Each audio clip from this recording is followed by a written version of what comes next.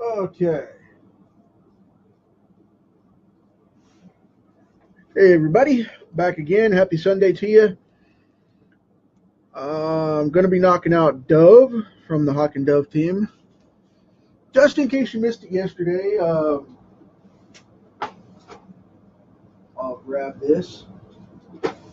Just so we know where we're at in reference. There's Hawk from yesterday. And we have Dove here. So I'm going to be knocking out for you. As soon as I turn this light down just a little bit. All right, I'm going to be pairing this off. So Hawk and Dove. Lay this to the side here. And I'm going to be drawing the new costume right before Dove actually died with the blue mask and the white hood rather than the traditional, which was the original format, which was completely white. He had a white mask, and then the back of the hood turned blue, which this isn't the most masculine looking character. I mean, he's supposed to represent peace anyway, but that's because he's a martial artist, and he was always out to balance his brother out, because the original storyline was that they were going to avenge their father's death, their father's murder, and that was the whole reason they became heroes in the first place. So this was supposed to be a limited type of thing, and then it became to where they got involved and moved forward with crime fighting full time, because it turned out that they were so in tune with it.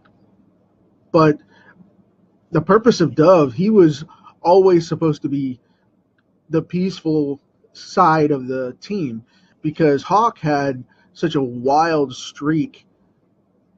He would go off and literally try to kill people. I mean, he wouldn't stop. You know, it wasn't about justice for him. It was about vengeance and about eliminating the problem. And he would even go further than, Batman would, or, any other darker type of character. Hawk turned out to be more of the Wolverine of the DC Comics universe. The dude is just nuts.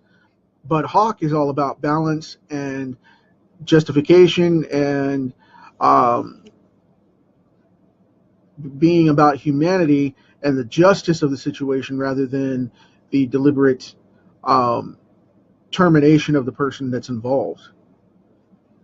So I always found that really cool.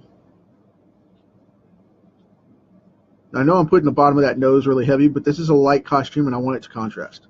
So, and like I said, he's not the most masculine character in the world, but it was definitely a character that'll hold his own ground. And he's also a smaller guy too. He's really, really small for a superhero, and that fascinated me as well, because a lot of characters are all about bulking up and being super status and whatnot, and this guy is kind of like, I'm just an average guy, but if you mess with me, I'll beat the tar out of you. So that's one of those things that's always attracted me to this character, is because of the fact. Very simple suit, very simple design. It's all white and baby blue. It's almost a powder blue type.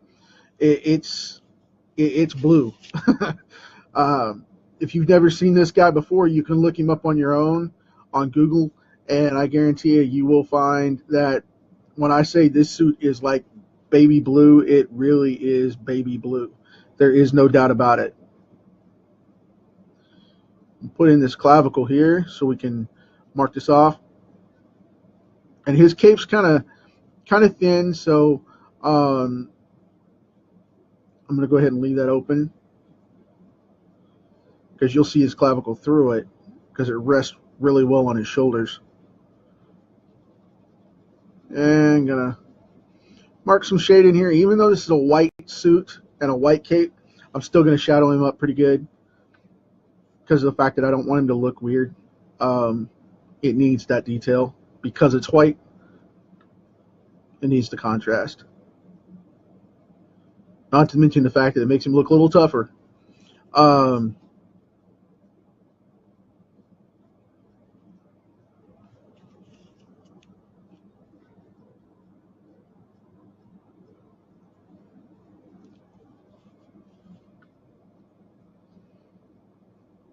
I see Kevin's comment there. Yeah, they did change him into a female. They changed the character into a female after he died. They didn't change him into a woman necessarily. They changed the character into a woman after he was killed. So a lot of mixed reviews on that. But yeah, the fact was that he was replaced by a younger woman when he died. And they even had a storyline where she was possessed by him for a little while to help solve, his murder kind of thing. And it's just, how DC gets. It's just they say, well, this works for an issue, so we're going to turn him into a woman, and that's what they did. So, but so it is true they did turn him into a woman for a little bit, but it was a psychic thing, not necessarily transforming him into a woman physically, like transmorphed, but more about the psychic link between the two. Sorry, I had something fall off the desk there. I had to grab it. But yeah, this character's awesome. I prefer the original brothers, but it is what it is. It's now permanently the female incarnation, which I'm not a huge fan of, but these guys I did dig a lot. I've got most of these comics where these guys appear. Like I said yesterday with the Hawk piece, I have a massive collection of Hawk and Dove stuff. Love these guys. So, drawing in the old chest there.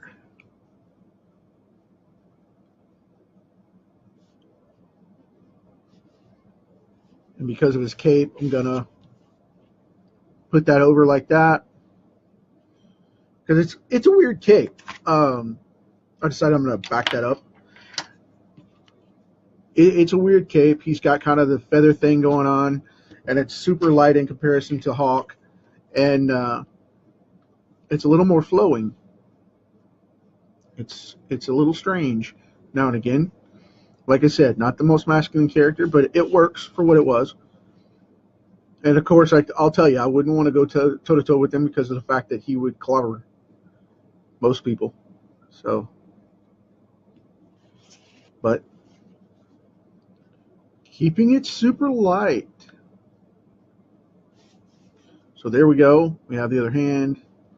And like I said, because of the gloves and stuff, I'm not going to draw in a bunch of the tendons and all that mess, because that goes too far for me. He doesn't suit my style.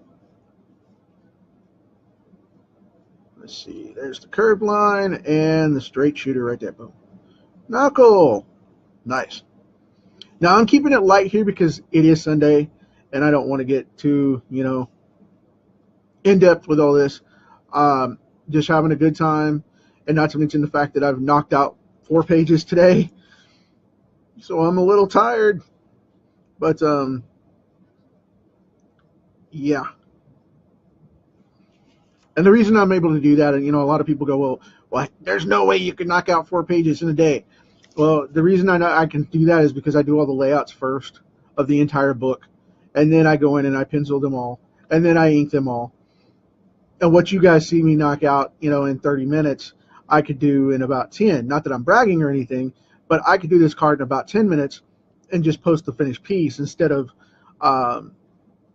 talking the whole time. But if I did, that would be rather boring. Um, I don't want to do these things and bore everybody to death. It's like it's quiet. He's drawing. Yay! So I want to hang out and see what's going on. If you guys are having fun, awesome. We'll keep doing them as long as you are. By the way, for anybody that doesn't know, because I haven't turned all of the videos and stuff public yet until they go onto my page after card 100, this is number 96. Just keeping you in reference there for the point of how things are going on. Here in a couple of days, I'm going to be putting up the fan page, and we're going to be getting all those things up public, and I'm going to be showing all of them, and it's going to be cool. It's going to be cool. We will be doing those from that page instead of my profile, so that I can keep the personal away from the professional and vice versa. And I will be inviting everybody over. I will be making a couple posts about that on my timeline so that you guys can follow and all that good stuff and whatever. We'll keep hanging out and keep doing them. Like I said, I'll keep doing them as long as you guys keep liking them. And if you don't show up, I won't know it. I need to definitely know that. So, if you think these cards are overdue now, and it's just like, man, it's long overdue for a quit, so cut it out, then I will. But for the most part, though, I'm just going to keep going. So you've been warned.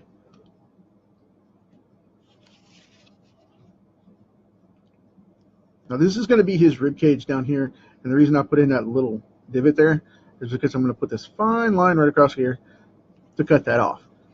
Now, this is going to, like I said, this is going to be his ribs. We've got his chest here, going down this way. Then we've got his ribs here, and we're going to start the old ebbers right there. I like the look of that. And this suit's very simple, so like I said, I'm going to keep it very clean. Not monkey it up too much because I don't want to mess it up. But I'm going to put an undershadow here for his bicep, just a little bit, so that shows off. Gonna mark under that arm there. And this cape comes up just a little bit and goes right up here to the collar, and then goes back down the other way and drapes across here. That's what we have going on this side, which I'm going to mark right there. Boom, we have a cape. Yay. Now I'm going to define this mask like I did on Hawk, where it goes out, comes back up. And the reason I like to define this like a mask is so that it stands up a little more and gives a little contrast without being, just like a glued on thing like a Robin mask used to be. Remember when, Robin would glue on his mask? It was black, and he would just glue it on his face and run around and, hey, I'm Robin. But yeah, this mask is going to be blue, and it's going to match. It's going to match the contrast of Hawk's, so it actually looks like a technical mask.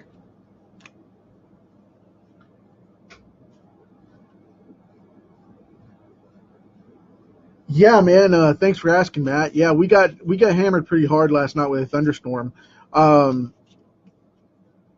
It was crazy. Everything was all right. It was just loud, noisy, a typical thunderstorm, and it rolled through, and it was gone as fast as it came up. So luckily, knock on wood there. Luckily, it won't roll back around on us, but we never know. So. It very well could. It could roll back around on us, and we could have another bout with it. We've had some of them come up from Texas and Louisiana and roll up into Oklahoma, and those thunderheads circulate right through this area. So it's a little late in the season, but it is what it is. So at least we made it through tornado season without any major mishaps this year. There were a couple of incidents, But yeah, Oklahoma has been hit many times. Hard, hard, hard. This is a heavy state for Oklahoma. Uh, Tornado weather kind of thing. And that's what it's known for. You know, Kansas, everybody says Kansas because of the Wizard of Oz, but Oklahoma, man, I've been here 20 years, and I tell you what, it'll mess with your head. One minute it's fine, the next minute it's raining, the next minute it's hot. There's an old saying around here that says, give it 5 minutes, it'll change. And a lot of people say that, well, I say that too. Well, then your state's, welcome to the earth environment. It's going to change. But yeah, thanks for asking, man. Um, the weather slowed us down yesterday because we didn't get to go uh, to the farmers market and stuff because it got rained out. But and because I'm the cook in the house, and because of my diabetes and stuff, I tend to eat really, really fresh stuff. But yeah. Now I'm going to add in something that really isn't in the traditional suit because I like the look of it. I'm going to put some seams right here, kind of a Deadpool thing, because it just makes it pop off a little more and look a little cleaner. It gives it a little dividing detail and makes it pop up. So now I'm going under this hand, gonna black this out a little bit, kind of fade in the old knuckles here where they look like they're going to stand off the hand just a little more, and put a minor under shadow right here. I don't know why, but white always does really, really clean shadows. It doesn't gray out as much as people think, and a lot of comic guys like to go in and say, well, I'm going to gray this out, and then they take the white and then they color it in with grays, and that's a good thing to do the hues from, but don't do 20 different grays when you're doing white. Just keep it clean. Pick one or two light tones to give it, a gradation, and be like, boom, I'm out of there. Don't go play with it too much because then it messes it up. Because then you turn the suit gray instead of white because you put so many in there, and then the white isn't a contrasting color for a gray suit or a gray cover rather than it looking white like it's supposed to. So don't do that. A lot of people will say, you got to go do three grays and three whites and, this, that, and the other, and you got to do off-white and eggshell and gray and blue and all that. And I was like, if you're not going to do Iceman, don't do that. Because that's pretty much what you're creating is a symbolism for Iceman. You're making it look transparent rather than white.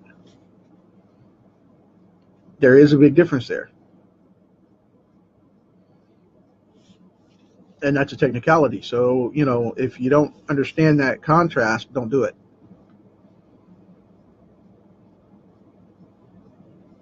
Like this thumb here, there's a little bit of shadow because of the knuckles and the extension over the hand. So what I'm going to do is I'm going to put that right there like that. So it'll come out really clean and give that hard shadow for the underside of the fingers there. I'm also going to come in here like this to shadow that hand for the underside of the fingers there that you can't see because they're blacked out. Make that fist pop up. And ta-da, there you go. Now, because it's white, I'm going to put a little bit of a shadowy smudge on this side just to show that it wraps around and makes a finger. Just to contrast that a little bit. And you got to be careful with these because, like I said, you can't go put in a bunch of marks like that because if it's white, you'll turn it gray with the white being the highlight instead. And you don't want to do that.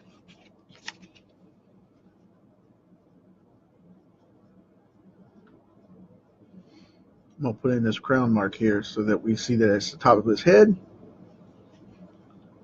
And just a little bit on the back. And a little down on this jaw. And then we're going to call it quits because I'm starting to over detail and over render, and I don't want to do that. All right. There you go. You guys have Hawk and Dove. So now he has a flat cape. He doesn't have ridges like his brothers. So we don't have the big contrasting ribbons to look like the flared angry hawk. He's more calm and draped like a dove. Like I said, he's supposed to be the peaceful one in the team. So nonetheless, though, there you go. You have Hawk and Dove. I hope you guys enjoyed it. And tomorrow,